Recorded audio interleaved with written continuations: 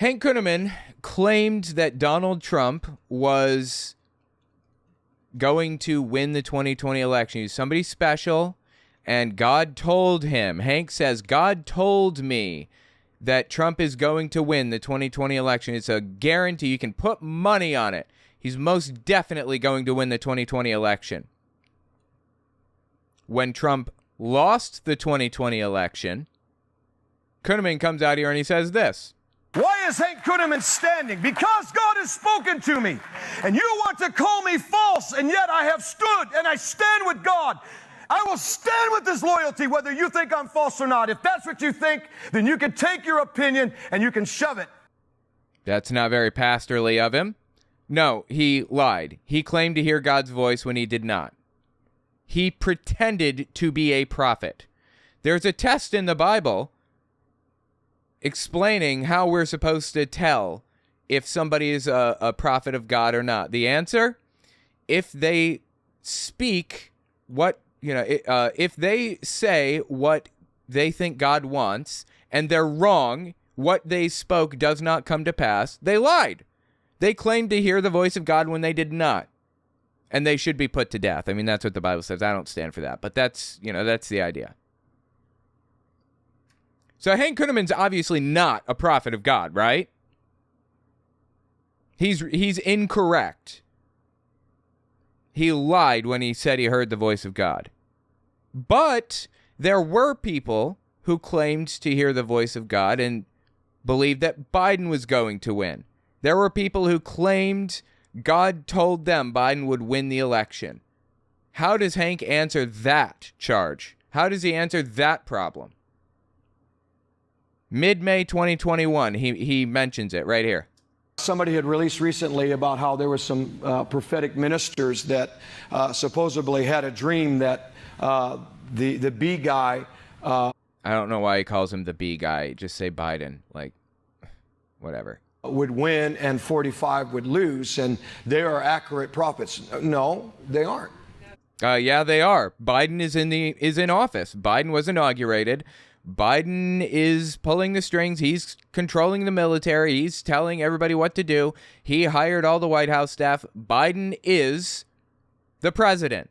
Whether you like that fact or not, he's the president. Because he won. Trump won. So these people were wrong. These prophets who claimed to prophesy that Biden was going to win the election, they're wrong because Biden actually lost the election is what he's saying. Come on, man. So you could call it whatever you want and that they had the skinny beforehand, but the truth of the matter is he won. People who think that this election fraud is going to go away and that President Trump is going to go away, you don't understand that part of the visitation, this isn't worship, this isn't nationalism. Yes, it is. It's part of worship. It is nationalism. Absolutely. Isn't it idolatry? It is God's agenda and desire to use a man and an administration as part of his visitation to bless the church, to give the church religious liberties and freedoms for the greatest harvest. This is a joke, dude. The point is that pastors can be wrong. That's the ultimate point I'm getting to. Pastors can be wrong. There are pastors who claimed Biden would win. There are pastors who claimed Trump would win. Hank Kunneman happened to be one of the pastors who claimed that Trump would win, and he was incorrect, of course. If you want to tell your congregation, how the Bible should be interpreted, if you want to tell them, like, the Bible says this at John 3:16, and what it means is that, or blah, blah, blah, whatever. Fine, that's fine. Okay, great. You have no place to tell people that God told you that the political system should work like this, or that this person should be voted in, or that you should support that person, or whatever. You have no place to do that. Like, religion is something that is kind of ambiguous and amorphous, and people can kind of believe what they want about it. They can pick their own ideas about it, and it's irrelevant. It doesn't matter because ultimately it's all based on belief. You either believe it or you don't. Quicker, shorter, easier way to say it is it's all made up. You can make up anything you want. Politics is real. That's not made up. That's real. And that has real world effects.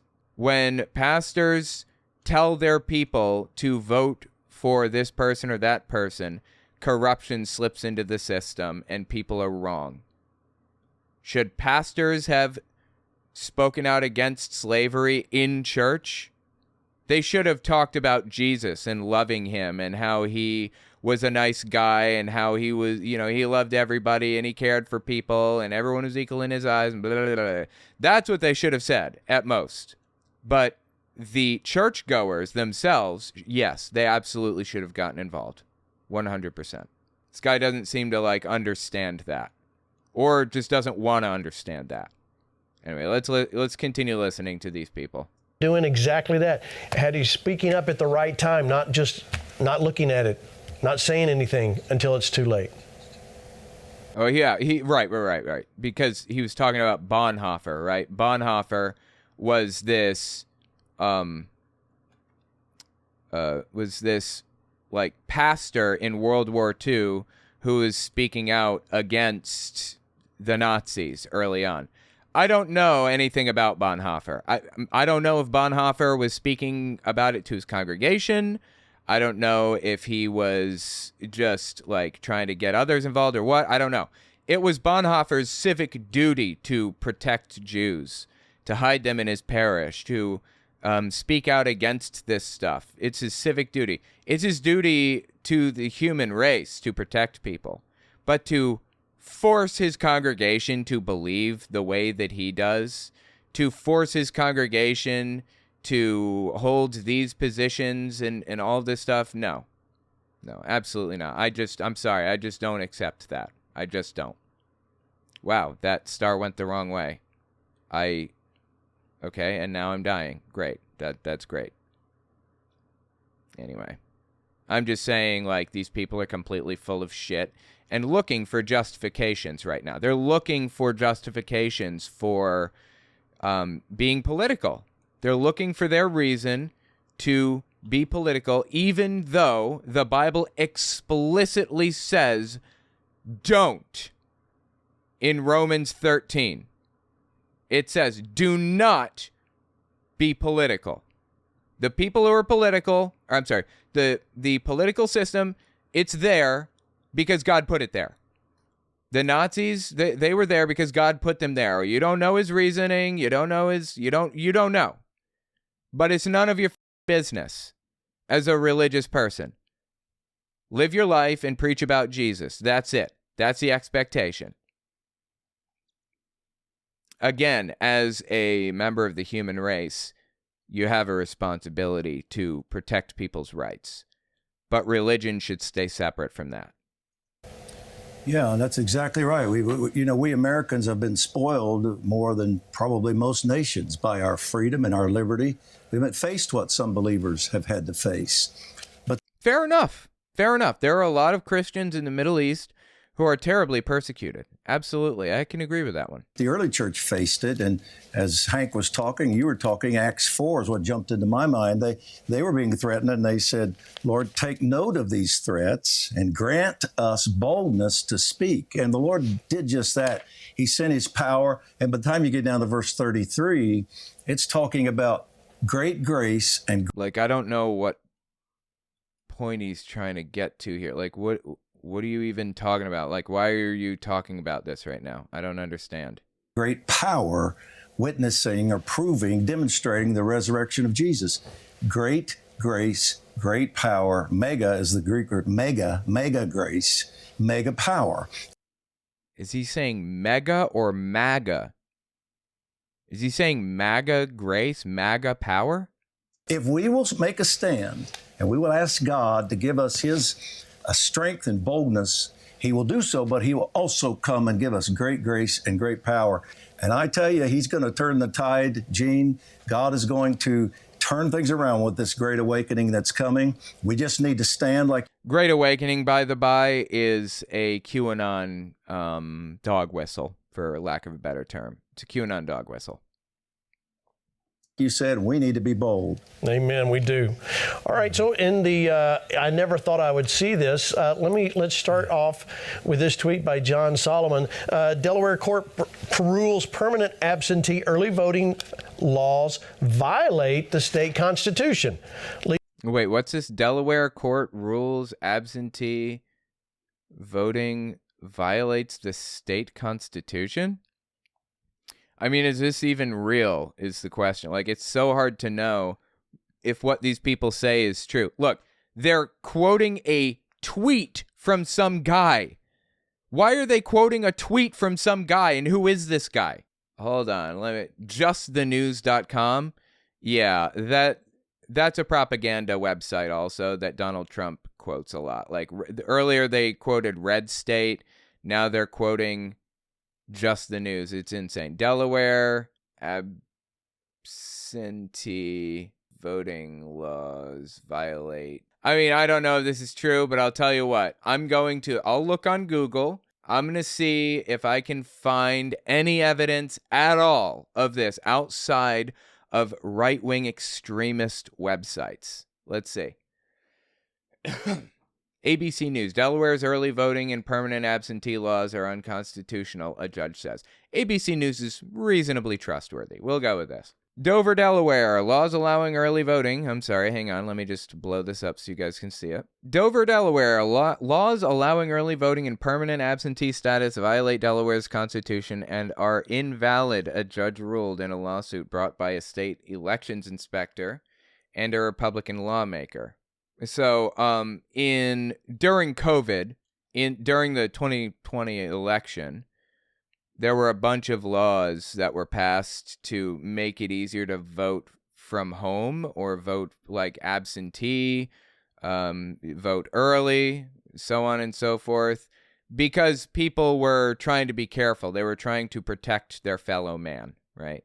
They're trying to protect people from like dying of COVID, you know, that type of deal. Tons and tons and tons of states passed like lots of very loose voting laws so that people didn't have to risk their lives or risk the lives of like their family members, you know, or older people in their family or whatever, by going in and voting in person. So I guess, I mean, I'm just assuming here, is this a case where Delaware's voting laws were considered too lax? Like the pandemic voting laws were too lax, I guess? Is that right? They're inconsistent with our constitution, therefore cannot stand. So, okay, the law was the law, but since the lawsuit has gone through, they've now been invalidated, and the law has been struck down. That's the answer. I would be willing to bet that they're about to say that invalidates all of the voting that happened in Delaware completely. That's false. That's not how it works.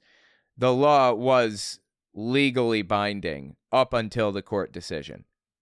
Like Roe v. Wade was decided by the justices all the way back in the 50s, 60s, 70s? I don't remember now.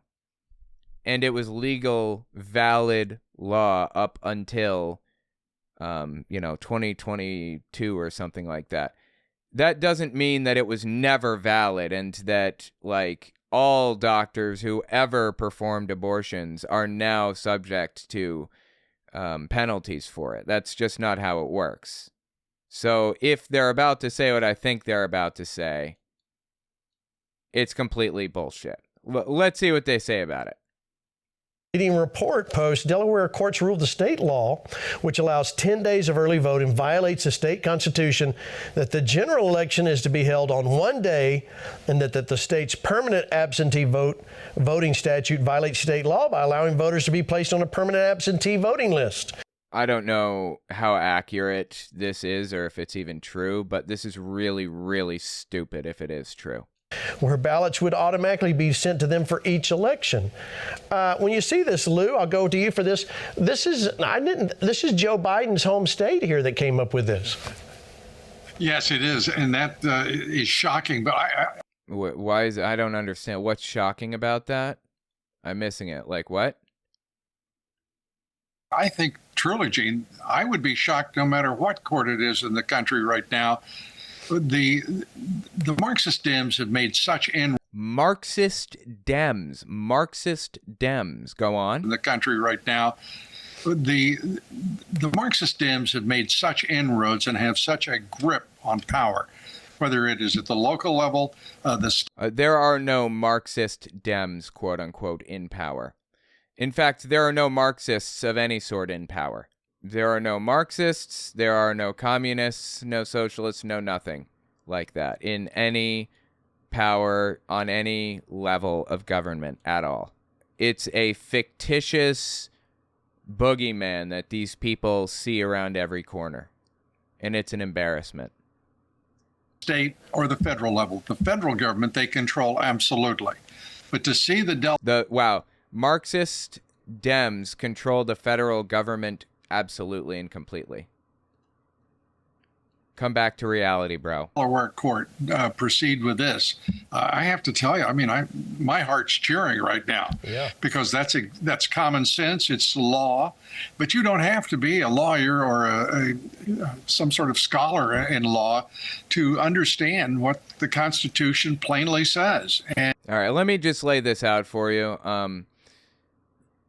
If you get a ballot mailed to you at like your at your address or whatever, if the ballot if it isn't you that's receiving the ballot, if it's somebody else, it can't be used by that person.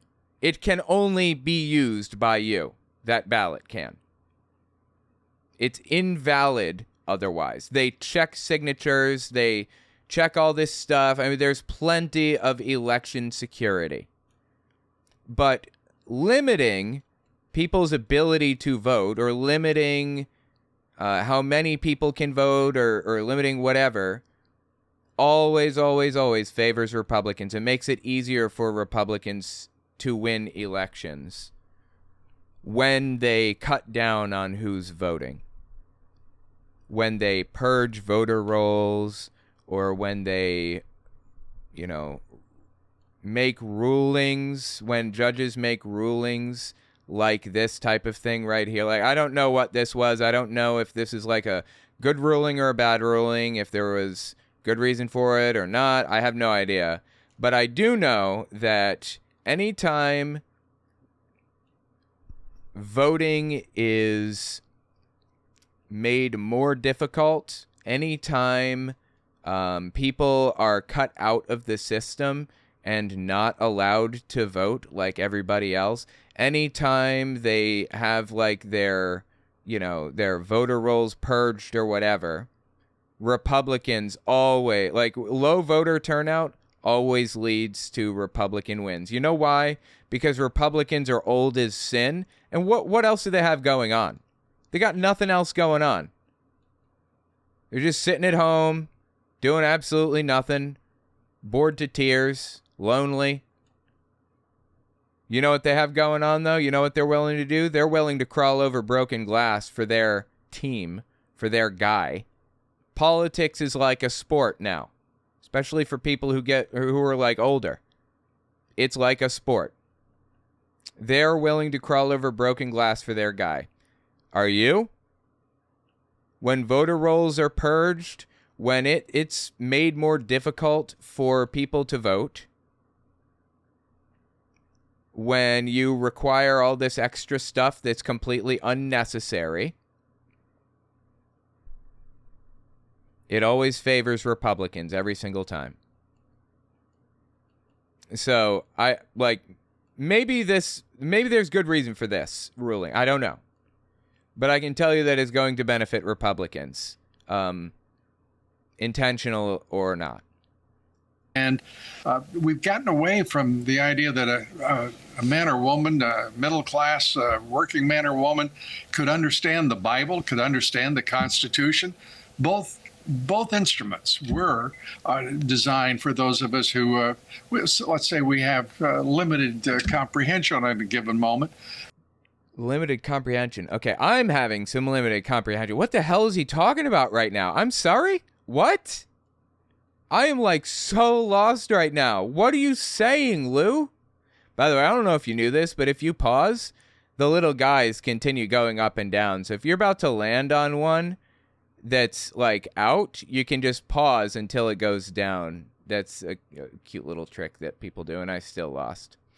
I still got hit. Anyway, kind of an interesting little thing, I thought.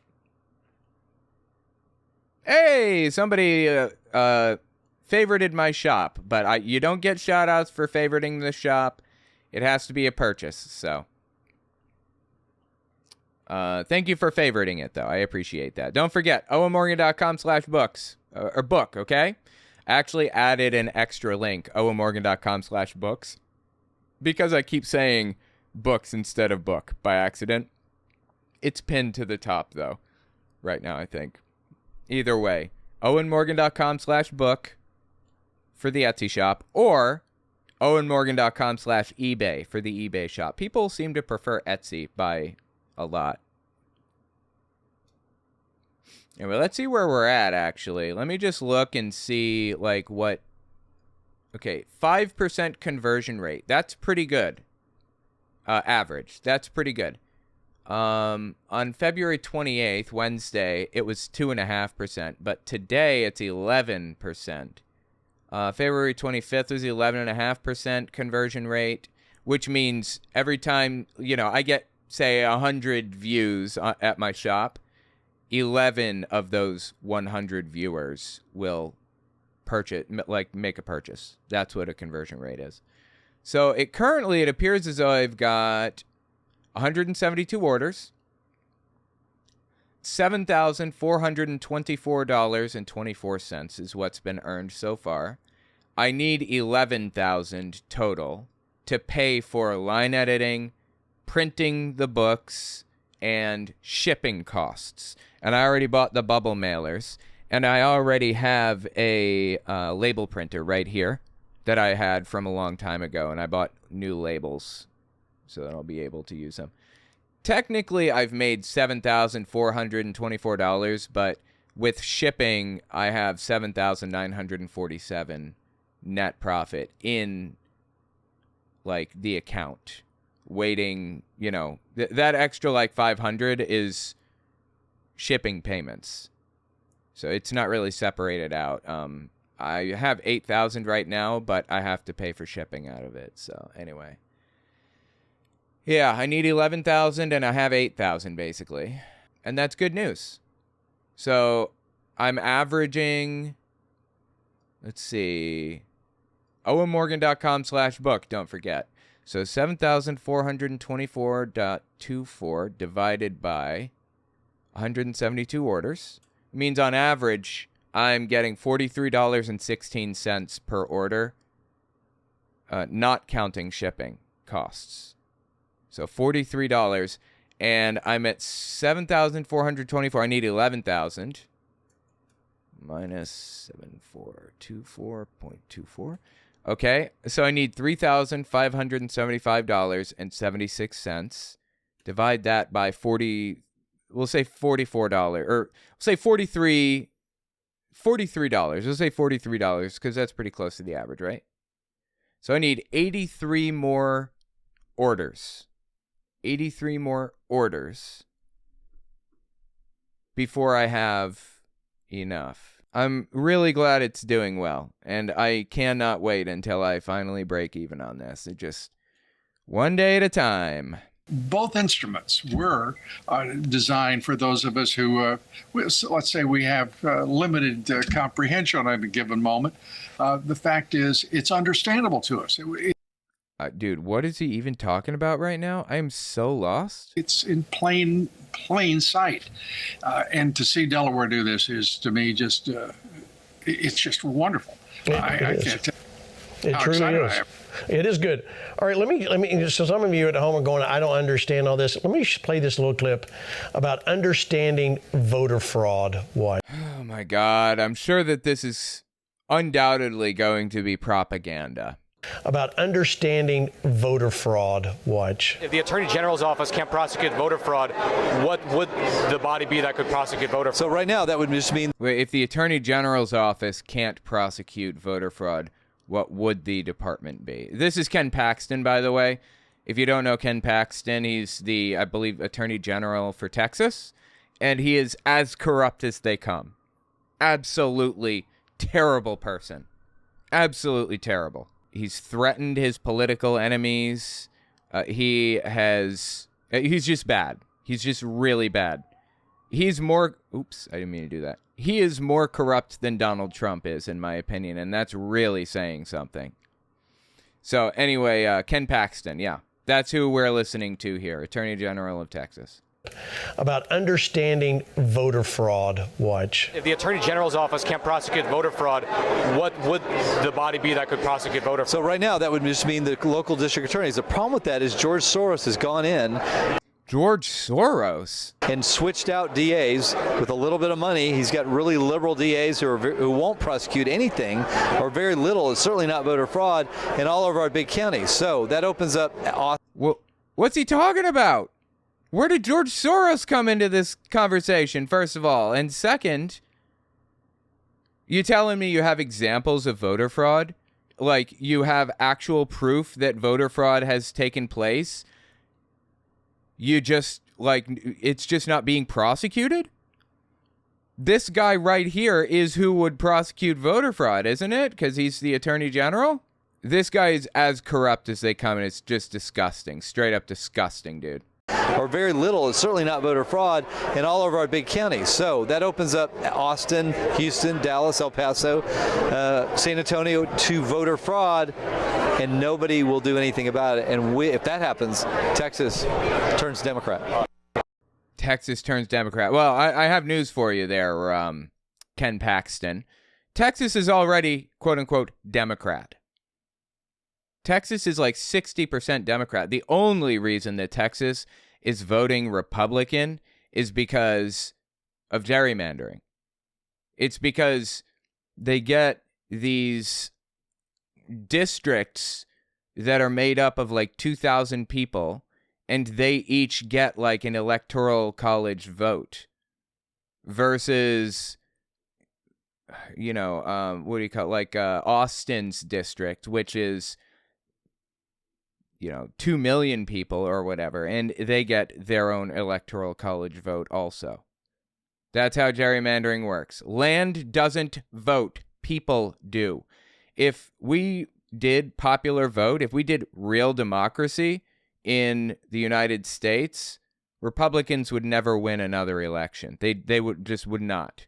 They are not popular. Republicans are. The only way Republicans win is by, well, depending on your definition, by cheating, by gerrymandering, by changing the rules so that people have to follow their specific guidelines or whatever. That's it. It's the only way Republicans win. This is not close. Like, Republicans are, and have been for a long time, extremely unpopular in the United States. Extremely unpopular. But there's a small vocal minority of nutcases that scream like banshees, go to school board meetings and act like crazies, trying to get this band and that band and everything else, and they make up somewhere in the range of, I don't know. Honestly, those people probably make up about 5% of the electorate. Or of the, what do you call it? Not the electorate. 5% of the people who vote. Complete nutcases. They make up about 5%, but they're controlling. They have a disproportionate degree of control over the election system because they're involved, they're engaged, they're doing it. They're getting out there and going to these school board meetings and talking about all this stuff and all of that. I'm telling you, man, it's not good. These people are absolutely insane. Some of them are. And the only reason that Republicans are succeeding is because of gerrymandering and because they will crawl over broken glass to vote their guy in. That's it. If you can control the votes by allowing voter fraud, you control every other issue in the state. Every issue. And once they get control of the state, they're going to fix the laws so that voter fraud becomes easy. All right. Just complete ridiculous nonsense. Ken Paxton is as corrupt as they come. So Lou, that's Ken Paxton, right? Obviously here in the States, that was from CPAC. But the voter fraud really has to, I believe, Lou, most Americans don't think about voter fraud at a local level. We're thinking about, they're trying to take the presidential election, and they are, but it's happening at the local and state level. And if we don't take care of that here first. It's not actually like whatever they're talking about here, Democrats trying to take over at the local and state level. No, that's not happening. That is fabricated nonsense. You know what is happening, though? Republicans attempting to take over school boards at a local and state level. Actually, really. That's what's happening. It's all projection with these people. They're laying out their plans. If you hear them, make a claim about what Democrats are doing, you can bet that they are doing that thing. When I say they, I mean Gene Bailey, the people on this show. If they're not doing it on this show, they're encouraging people to do it, at the very least. It's insane. Then we'll lose a state, and it's a very precarious position. Lou, your thoughts? Well, I think that you're very fortunate to have Ken Paxton as the Attorney General of the great. No, he's terrible. He is like the worst person ever, let alone politician, and that's saying something. He is absolutely awful. He is attempting to persecute his political enemies. Seriously. Great state of Texas, because he is fighting the forces of evil. And I don't think any of us should ever suggest that this isn't straightforwardly evil at work. This is what, Ken Paxton being who he is? Yeah, I agree. That is evil at work. I think that's something that Lou and I can agree on. Now, in all seriousness, Ken Paxton is maybe the most corrupt politician in U.S. history. That might be the case. Wow, that kills Bowser really fast. Those hammers are crazy powerful. Wow, I win Mario 3. There you go. The left is downright demonic now. When you are dealing with a force and an ideology that finds it perfectly fine to mutilate young children. That's not happening. I don't find it perfectly fine to mutilate young children, and young children are not being mutilated. And to call your enemy demonic, by the way, is the exact thing that happened in Rwanda, leading up to the Rwandan genocide. And it happened in World War II, leading up to the Holocaust. Thank you, but our princess is in another castle. Just kidding. Ha ha ha. Bye-bye. This game, man. Anyway, there you go. Mario 3. Great game. This is one of the stages in the lead up to a genocide. There are stages. You can look this up. I've actually talked about it before. Stages to genocide. Here, let me just pull this up so you guys can see what I'm talking about. The 10 stages of genocide. And again, it's not just the Holocaust. Genocides happen outside of that. And they've happened since. Many, as a matter of fact. Uyghur Muslims. Canada enacted a genocide on natives in a way. It's classified as a genocide when they basically they took their children and homed them with white people and killed their culture. That's part of the process of a genocide. The U.S. committed one on Native Americans when they did the Trail of Tears. That was a genocide. A lot of people don't recognize that. This is the kind of language that you hear leading up to genocides. Number one, these are the 10 stages. 1, classification. The differences between people are not respected. There's a division of us and them, which can be carried out using stereotypes or excluding people who are perceived to be different. 2, symbolization. This is a visual manifestation of hatred. Jews in Nazi Europe were forced to wear yellow stars to show that they were different. Discrimination. The dominant group denies civil rights or even citizenship to identified groups. The 1935 Nuremberg laws stripped Jews of their German citizenship, made it illegal for them to do many jobs or to marry German non-Jews. Dehumanization. Those perceived as different are treated with no form of human rights or personal dignity. During the genocide against the Tutsi in Rwanda, Tutsis were referred to as cockroaches. The Nazis referred to Jews as vermin. And what was it that we just heard Lou Dobbs say? Straightforwardly evil at work. He is fighting the forces of evil. And I don't think any of us should ever suggest that this isn't straightforwardly evil at work. The left is downright demonic now. You catching this? The left is downright demonic now. I mean, as far as the 10 stages go, you've got organization.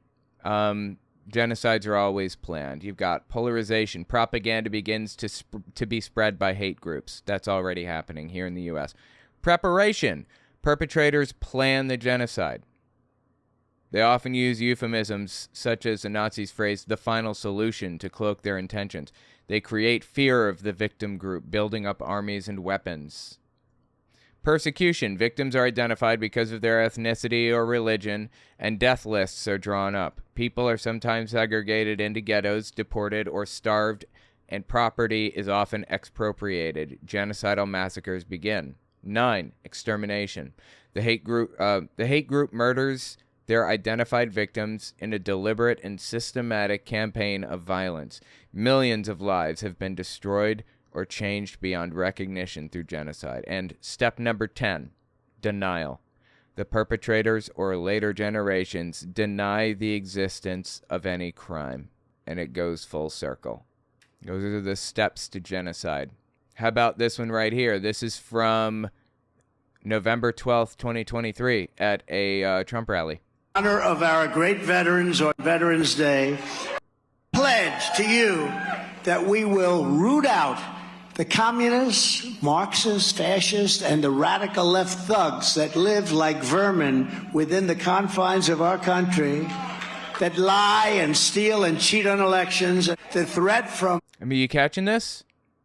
He literally used the word vermin. Could it be any more on the nose than that? Is it possible for it to be more on the nose than that? To be more obvious? The dude is calling his political enemies vermin. Outside forces is far less sinister, dangerous, and grave than the threat from within. How about this one? October 4th, 2023. You could go to a banana republic and pick the worst one, and you're not going to see what we're witnessing now. No control whatsoever. Nobody has any idea where these people are coming from, and we know they come from prisons. I mean, this is just completely made up. This is him fabricating fear about immigrants. Immigrants are out to get us. They're coming for us. They're going to ruin our lives. They're forming an army. They're destroying us. And blah, blah, blah, blah. You know that there's a hole in the border. There's an opening in the border for a reason. It's called a humanitarian corridor so that refugees can apply for asylum status. It is an internationally legal requirement. The United States must have a humanitarian corridor accessible so that refugees can apply for asylum status. So yeah, people come over the border a lot. Tens of thousands, hundreds of thousands, commonly from countries that the United States had a hand in destabilizing. And what does Trump say about those people who are coming over applying for asylum status, just trying to survive, who a lot of the time have just like lost their entire family, everybody, who may have just watched horrific things happen to their wife and their kid in front of them. What does Trump say about those people who are desperate to get out of that situation at any cost?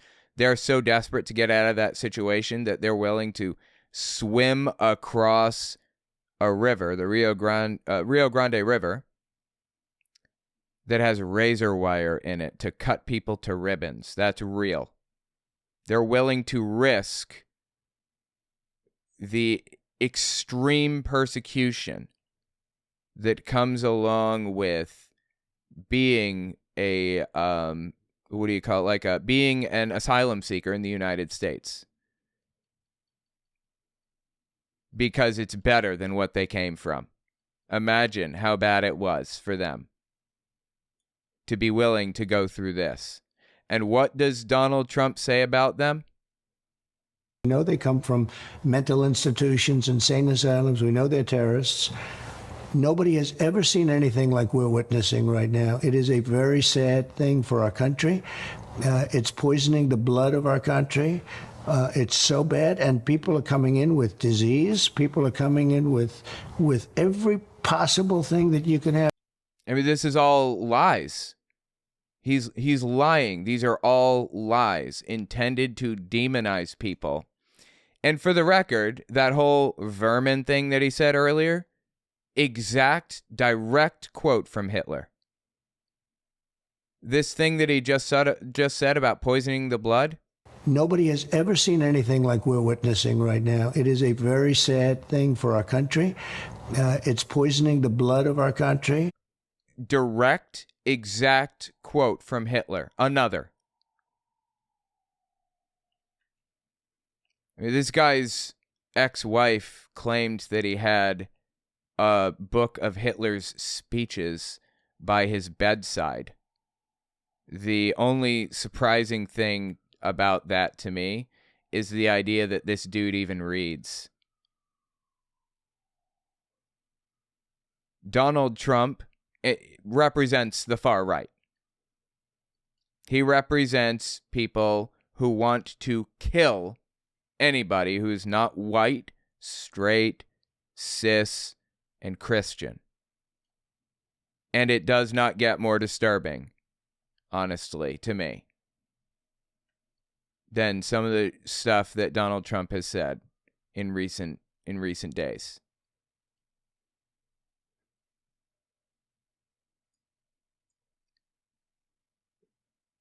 What we just listened to is a lead up to genocide. A real full-blown lead up to genocide. What we are listening to right now with Lou Dobbs is a lead up to genocide. This is what happened in World War II. This is what happened in 1991, I believe, during the Rwandan genocide. This is how it works. You know, you have to deny people their humanity. Do you know that in the Capitol building, the federal Capitol building of the United States, there's like I don't know, is it called a rotunda or something? They have statues of influential people all like lined up all around the area, right? And like along the walls. They have a statue of Reagan. And Reagan's statue has one line along it with rubble from the Berlin Wall in it. It's kind of cool. Certain states have certain people. I think that was California's because Reagan was a governor in California before he was the president. Do you know who Nebraska has? Chief Standing Bear is his name. I couldn't remember. Yes. Chief Standing Bear. He Here, you know what? I have a picture of it, as a matter of fact. Just looking up his name showed a picture. Here, this is the statue at the Capitol building of Chief Standing Bear. It's big. It's probably twice as big as a human. So I am about 6 feet tall. It was about 12 feet tall, probably. Chief Standing Bear from Nebraska is famous for having argued in front of the Supreme Court that he was a human being. He cut his hand, like right there in the courtroom, and said, "When you cut me, don't I bleed? I am a man like you are a man." Chief Standing Bear established through the court system that Native Americans are humans. Before Chief Standing Bear, the official position of the United States government was they're not humans, they're animals.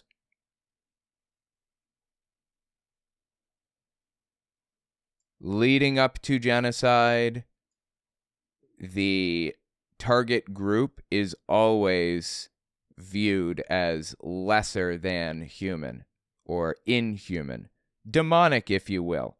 Vermin, type of thing that poisons the blood of a society, you know? And this isn't the only example either. We're listening to Lou Dobbs say this right now. This is by no stretch of the imagination the only example. I have 1,000 examples of this. Guy named John Zimmerak goes on Eric Metaxas's radio show. You may not be familiar with Eric Metaxas, but your grandpa probably is. Extremely famous, well-known, influential among the older generation.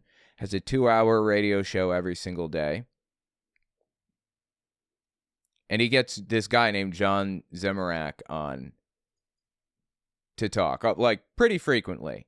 And John Zimmerak is the guy in the top right corner here. Eric Metaxas, bottom left. Listen to this. This is spiritual warfare. By the way, I'm sorry. This is from mid-August 2022. And we are now in the Normandy landing of spiritual warfare. The Democratic Party is possessed by preternatural evil. It is not a human institution anymore. You catching this? Not a human institution anymore. Well, what is it then? It is an instrument of wicked spirits. This is demonic. Our enemies are demonic. There's no turning the other cheek.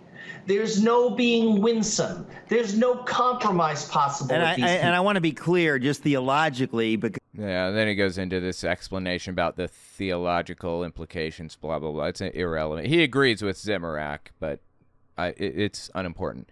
Anyway, this is what one would expect from the lead up to a genocide. This is the lead up to a genocide. This is the lead up to a genocide. I cannot stress that enough.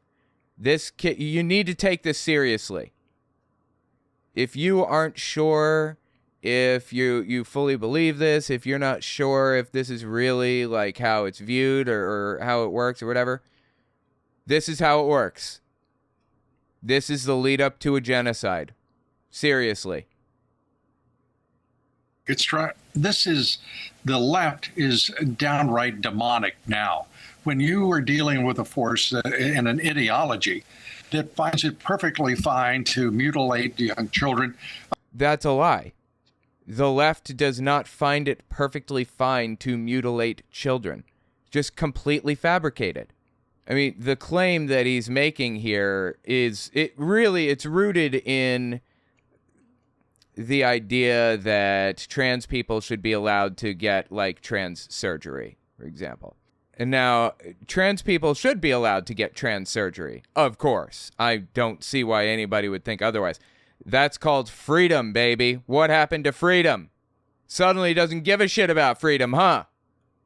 No, he doesn't want freedom. He wants to impose his religious beliefs upon people. That is what he wants. That is his goal. That is what he has an interest in doing. Imposing his religious beliefs on people. Okay? Doesn't give a shit about freedom. Never did. But, for what it's worth, do you know how many people under the age of 18 have had bottom surgery since the founding of the country? Toss out numbers for me. 5,000, 100,000? 0. Because it's illegal. It's always been illegal. There are no children, quote unquote, getting mutilated, as they'd put it. There are no kids. There's nobody under the age of 18 getting bottom surgery. It's not happening. It is not happening. Now, there are some, I wouldn't even call them kids, because they're not really kids. They're teenagers or older, say 16, 17, 18 years old. Sometimes they get mastectomies or they get like breast reductions or whatever. That's necessary. I knew a girl in high school who had to have a breast reduction because it was giving her back problems. That needs to be available to kids. Do you know how many nose jobs there were in 2022, I think it was? I looked this up recently. I don't remember. Do you know how many there were in a single year? I think the year was 2022. 33,000. 33,000 nose jobs for kids between the ages of 12 and 19. Do you hear a word from these people about kids getting nose jobs? About, quote unquote, mutilating themselves then? You hear anything about it? Not a peep. Literally not happening. It's literally not happening. People are literally not having trans surgeries under the age of 18. Sometimes they get mastectomies depending on if they need it or depending on the situation, I guess. I think 2,000 a year are performed on people between the ages of 14 and 18. Like, depending on the circumstances and the needs and stuff. 32,000 nose jobs in 2022. And what do these people say about it? They don't care about kids. They don't care about mutilation. They don't care about any of that. You know what they care about? They care about demonizing their political enemy. They care about calling them vermin, claiming they're poisoning the blood of America, quote unquote. They care about creating a minority group that is hated and detested and feared and despised at any cost. They want to make sure that people are scared shitless of any group. Doesn't really matter who. In this case, it's trans people. But Mexicans work too. Any minority group will work. That's what Lou Dobbs is doing right now. Literally fulfilling one of the stages to genocide. As we watch. That is what the guy's doing. To do so in the name of affirming a gender. Our medical establishment is corrupt in permitting it. It's not permitted. That's not happening. Like, this is just completely made up. The legal system is corrupt. And certainly the Marxist Dems who control the federal government in this. There are no Marxists, quote unquote, in the federal government or any state governments. I don't know of a single Marxist, whatever that means, in government, anywhere in U.S. government at all. Can he name one, quote unquote, Marxist? And what's more, can he define Marxist for me? What the hell do you mean when you say Marxist exactly? White House. I mean, if you notice, he switched from trans people as the eternal enemy, as the vermin that's poisoning the blood. He switched from trans people to Marxists. Donald Trump prefers to use Mexicans or refugees in general as his eternal enemy, as the vermin. Are corrupt. Ken Paxton has to have this power, and only an evil force would have removed the capacity to prosecute lawbreakers and criminals of the sort who commit voter fraud. Ken Paxton must have this power. He must be given emergency power to deal with these evil, law-breaking monsters. I mean, really think about what is being said here. Really think about how this applies to the 10 stages of genocide. When you realize, like, how similar this language is to, like, the literal words that Hitler used, it hits hard. It's about as disturbing as it gets, for real. The claim you're making about minors getting bottom surgery isn't actually accurate. Intersex babies used to have gender reassignment surgery performed them all.